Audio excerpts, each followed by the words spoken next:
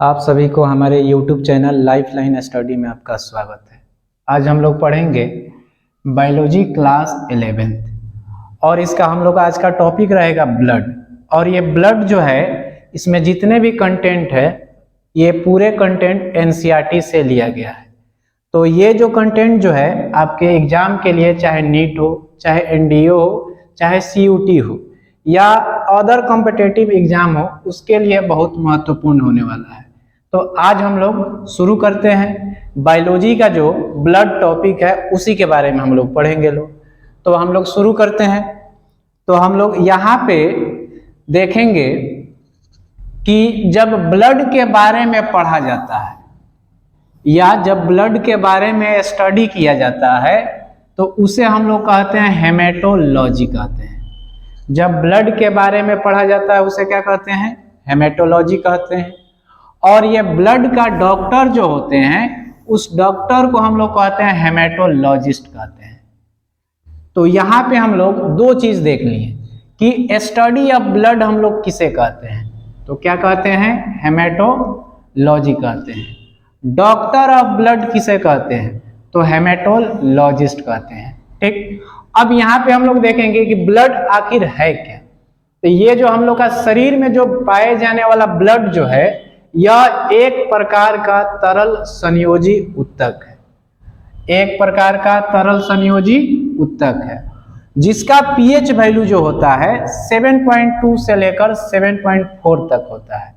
तो हम लोग जानते हैं क्लास 10th में हम लोग पढ़े हैं लोग कि जिसका pH वैल्यू 7 से अधिक होगा वह क्षारीय होगा और 7 से कम होगा वह अम्लीय होगा। तो यहाँ पे हम लोग का ब्लड का pH वैल्यू 7 से अधिक शो कर रहा है, इसीलिए हम लोग का जो ब्लड जो है वह क्या होगा? क्षारीय प्रकृति का होगा। और हम लोग यहाँ पे देखेंगे कि हम लोग का शरीर में जो ब्लड पाया जाता है यह औसत कितना होता है। तो हम लोग जो शरीर में जो ब्लड पाया जाता है वह औसत जो ब्लड होते हैं वह होते हैं 5 से 6 लीटर होते हैं। तो हम लोग का शरीर में कितना ब्लड पाया जाता है? तो 5 से 6 लीटर। अगर इसको मेल और फीमेल में बांट कर देखा जाए तो मेल में जो ब्लड होते हैं 5 लीटर होते हैं और फीमेल में जो ब्लड होते हैं 4.5 लीटर होते हैं। और वजन के अनुसार हम लोग देख रहे हैं तो हम लोग का शरीर का जितना वजन होगा उसका 7 से 8% ब्लड पाया जाता है। तो यहाँ पे हम लोग ब्लड के बारे में जो नॉर्मल इंट्रोडक्शन है वहां ये हम लोग कंप्लीट कर लिए लोग। अब हम लोग अगला पेज के तरफ बढ़ते हैं लोग। तो इसका स्क्रीनशॉट आप ले सकते हैं और हम लोग आगे चलते हैं।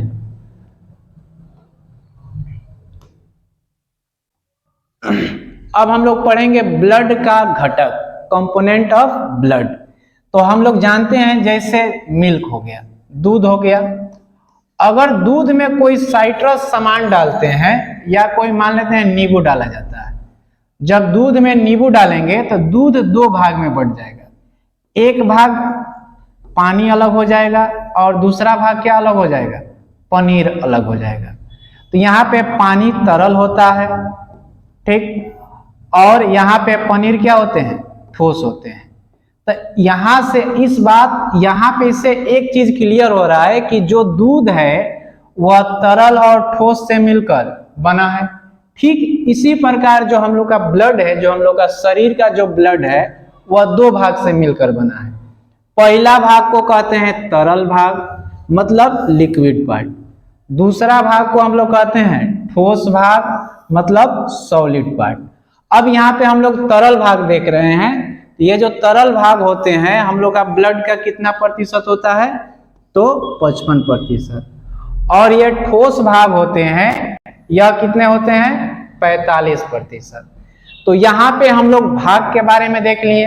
अब यहाँ पे हम लोग देखेंगे कि जो तरल भाग होता है उसी को हम लोग प्लाज्मा कहते हैं।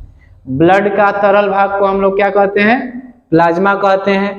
और यहाँ पे जो ब्लड का जो है सॉलिड भाग या ठोस भाग को हम लोग कहते हैं ब्लड सेल कहते हैं। क्या कहते हैं? ब्लड सेल कहते हैं। इसी को हम लोग कहते हैं रक्त कोशिका कहते हैं। इसी को हम लोग क्या कहते हैं? रक्त कोशिका कहते हैं। अब यहाँ पे जो कोशिका होते हैं 3 कलर के होते हैं। पहला कोशिका, ये जो पहला नंबर जो फर्स्ट नंबर का जो कोशिका होता है वह लाल रंग का होता है, मतलब रेड कलर का होता है, इसीलिए इसका नाम क्या रख दिया गया, RBC। ठीक, अब यहाँ पे जो है दूसरा जो कोशिका है यह जो होता है व्हाइट होता है। अब ये व्हाइट कोशिका होता है इसीलिए इसका नाम रख दिया गया WBC।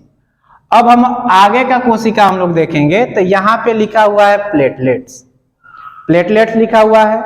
और ये प्लेटलेट्स याद करने का तरीका होता है कि P से पीला और P से प्लेटलेट्स। तो ये जो ब्लड जो है, इसका ब्लड का जो सॉलिड पार्ट है, यह इसका कितना भाग होते हैं, 2 भाग होते हैं।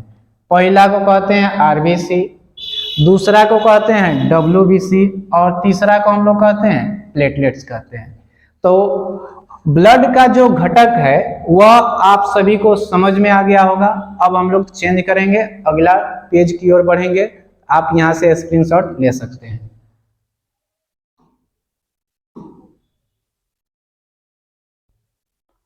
अब हम लोग देखेंगे यहाँ पे ब्लड का जो है जो तरल भाग होता है उसको हम लोग प्लाज्मा कहते हैं, इसी के बारे में हम लोग देखेंगे। तो जो ब्लड का जो तरल भाग होता है उसको हम लोग प्लाज्मा कहते हैं। अब इसका रंग जो होता है हल्का पीला होता है, मतलब लाइट येलो होता है। इसका रंग कैसा होता है, हल्का पीला होता है। तो अब यहाँ पे याद करने का तरीका जो है P से प्लाज्मा और P से पीला। यहाँ पे देखिए ब्लड में P शब्द से 2 गो है, एक प्लाज्मा है और दूसरा प्लेटलेट्स है। ठीक, और दोनों का स्टार्टिंग अक्षर क्या है, P है। तो रंग इसका याद करने का तरीका है P से प्लाज्मा और P से पीला।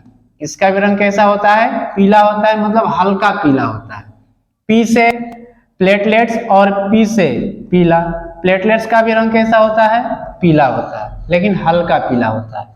अब हम लोग यहाँ पे दूसरा नंबर पॉइंट लिखा हुआ है कि यह जो है ब्लड का तरल भाग होता है। ब्लड का कौन सा भाग होता है, तरल भाग होता है। यहाँ पे तरल के जगह पे पीला हो गया, यहाँ पे हम सुधार कर दिए, आप लोग सुधार कर लीजिएगा। अब ये जो प्लाज्मा होते हैं ये ब्लड का लगभग 45% भाग होते हैं। ये चीज हम लोग पीछे के पेज में हम लोग देख चुके हैं। अब इसका हम लोग देख रहे हैं कि प्लाज्मा के अंदर पाया क्या जाता है। तो अब इस प्लाज्मा में 90 से 92%, 90 से 92% इसमें जल पाया जाता है। 90 से 92% क्या पाया जाता है, जल पाया जाता है। और इसमें देखा जाता है कि प्लाज्मा में 6 से 8% क्या पाया जाता है, प्रोटीन पाया जाता है। तो यहाँ पे आप सभी देख रहे होंगे कि प्लाज्मा में जल कितना पाया जाता है, 90 से 92%, और इसमें प्रोटीन कितना पाया जाता है, तो 6 से 8%। तो यहाँ पे ये जो कंपोजिशन हम बताए हैं, घटक बताए हैं, ये आपको जहां तक क्लियर हो चुका होगा। और ये जो भी यहाँ पे डाटा लिखा गया है ये हम लोग NCERT से लिए हैं, और NCERT हम लोग के लिए सबसे महत्वपूर्ण किताब है। उसके अलावा हम लोग कोई भी, चाहे नीट हो, चाहे NDA हो, चाहे COT हो, उसके बिना तैयारी अधूरा है। तो यहाँ पे जो प्रोटीन पाए जाते हैं प्लाज्मा में, वह प्रोटीन कितने प्रकार के होते हैं, 3 प्रकार के होते हैं। पहला प्रोटीन को हम लोग कहते हैं एल्ब्यूमिन। पहला प्रोटीन को क्या कहते हैं, एल्ब्यूमिन कहते हैं। दूसरा प्रोटीन को ग्लोब्यूलिन कहते हैं, दूसरा प्रोटीन को ग्लोब्यूलिन कहते हैं।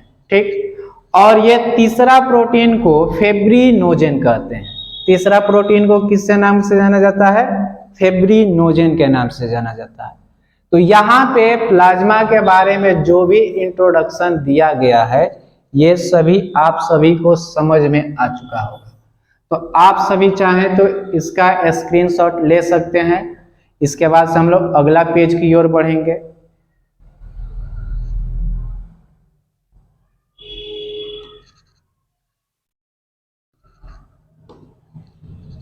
अब यहाँ पे देखिए यहाँ पे जो प्लाज्मा में जो पाए जाने वाला प्रोटीन होते हैं उन्हें याद करने का तरीका बताया जाएगा। तो इसका याद करने का जो तरीका है वह है गुफा। क्या है? गुफा। GU से ग्लोब्यूलिन, F से फेब्रिनोजेन और A से एल्ब्यूमिन। तो यहाँ पे जो प्लाज्मा में जो 3 प्रकार के प्रोटीन पाए जाते हैं तो उसको याद करने का जो तरीका है वह है गुफा। तो यहाँ पे गुफा के द्वारा आप सभी ये जो प्रोटीन का नाम याद कर सकते हैं। तो ये जो ट्रिक भी समझ में आ गया होगा और याद करने का तरीका भी समझ में आ गया होगा। तो हम लोग अगला पेज की ओर बढ़ेंगे। तो हम लोग आगे के पेज की ओर बढ़ते हैं और आगे हम लोग देखेंगे एल्ब्यूमिन के बारे में। ये जो एल्ब्यूमिन होता है ये हम लोग का प्लाज्मा में पाया जाता है और विशेषकर ये जो है एक प्रकार का प्रोटीन है। यह जो एक प्रकार का क्या है? प्रोटीन है और यह किस में पाया जाता है? प्लाज्मा में पाया जाता है। और ये करता क्या है कि ब्लड में जो है पानी की मात्रा को बनाए रखता है। ब्लड में यह पानी की मात्रा को क्या करता है? बनाए रखता है। तो यहाँ पे कहा गया है कि यह जो है प्राशनिक संतुलन को बनाए रखने में, मतलब पानी की मात्रा को बनाए रखने में क्या करता है? सहायता करता है। तो ये जो एल्ब्यूमिन प्रोटीन जो है ये जो हम लोग का ब्लड में जो पानी की मात्रा को बनाए रखने में क्या करता है? सहायता करता है। तो हम लोग आगे जो अगला प्रोटीन है उसके बारे में देखेंगे। आगे का प्रोटीन के तरफ देखते हैं हम लोग। अब यहाँ पे देखिए ये जो फेब्रिनोजेन जो प्रोटीन है ये जो है प्लाज्मा में पाया जाता है और ये जो प्रोटीन जो है खून को जमाने में क्या करता है? सहायता करता है। रक्त को थक्का बनाने में क्या करता है? सहायता करता है।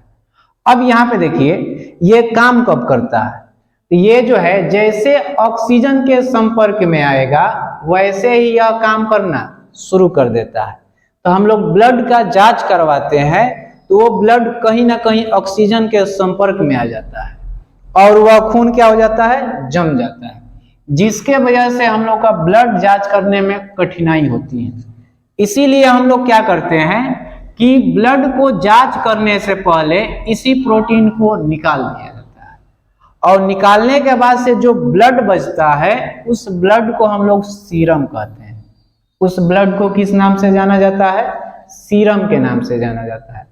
और इसी सीरम के द्वारा लैब में ब्लड का जांच किया जाता है। तो यहाँ पे फेब्रिनोजेन प्रोटीन जो है हम लोग का ब्लड में रहना बहुत जरूरी है। तो एक बीमारी होता है हीमोफीलिया। इस हीमोफीलिया बीमारी में फेब्रिनोजेन प्रोटीन कम हो जाता है, जिसके वजह से यह बीमारी में अगर कहीं भी कट लग गया, जैसे शरीर से बाहर कट लगा तो आदमी हाथ से बंद कर सकता है या पट्टी लगा सकते हैं, बंद सकता है। अगर पेट में अगर कहीं कट लग गया तो पेट में हाथ डाल के बंद करेंगे। तो इसमें क्या होता है कि फेब्रिनोजेन प्रोटीन में अगर कहीं भी कट लग गया या कट लग गया तो जहां पे कट लगा है वही पॉइंटों पे खून को क्या करता है? जमा देता है, जिसके वजह से ब्लड का निकलना क्या हो जाता है? बंद हो जाता है। तो ये जो प्रोटीन जो है इसका ब्लड में बहुत बड़ा रोल है। तो यहाँ पे आप सभी समझ गए होंगे। हम लोग अब टॉपिक चेंज करेंगे, तो आप यहाँ पे स्क्रीनशॉट ले सकते हैं।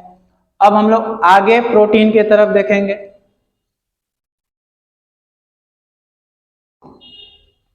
अब यहाँ पे देखिए ग्लोब्यूलिन, और ये जो ग्लोब्यूलिन जो प्रोटीन है इसी के बारे में समझिए। ये जो ग्लोब्यूलिन जो है एक तरह का प्रोटीन है, उस समय से हम लोग बात कर रहे हैं, और ये कहाँ पाया जाता है? प्लाज्मा में पाया जाता है। और ये जो प्रोटीन जो है शरीर में प्रवेश करने वाले जो रोगाणु होते हैं, मतलब पैथोजन होते हैं, उन्हीं को रोकता है। और ये जो हम लोग का इम्यून सिस्टम जो है बीमारी से लड़ने की जो क्षमता है या वही प्रतिरक्षा तंत्र है उसी का भाग होता है। तो यहाँ पे देखिए जिसके वजह से बीमारी होता है या जिस जीव या जिस कारक के वजह से बीमारी होता है या रोग होता है उसी को रोगाणु कहते हैं। ये रोगाणु से लड़ता नहीं है, केवल और केवल रोगाणु को रोकता है, बाकी काम WBC करता है। तो यहाँ पे आप सभी को समझ में आ गया होगा। और हम लोग यहाँ पे प्लाज्मा के बारे में जितना भी इंट्रोडक्शन हो जाए, चाहे उसके बारे में जो भी जानकारी दिया गया है, ये सभी आप सभी को समझ में आ गया होगा। तो आप सभी हमारे YouTube चैनल लाइफलाइन स्टडी को सब्सक्राइब करें। कल हम लोग इसका पार्ट 2 जो है ब्लड सेल के बारे में पढ़ेंगे। तो आज के लिए हम लोग इतना ही रहने देते हैं, बाकी हम लोग कल पढ़ेंगे।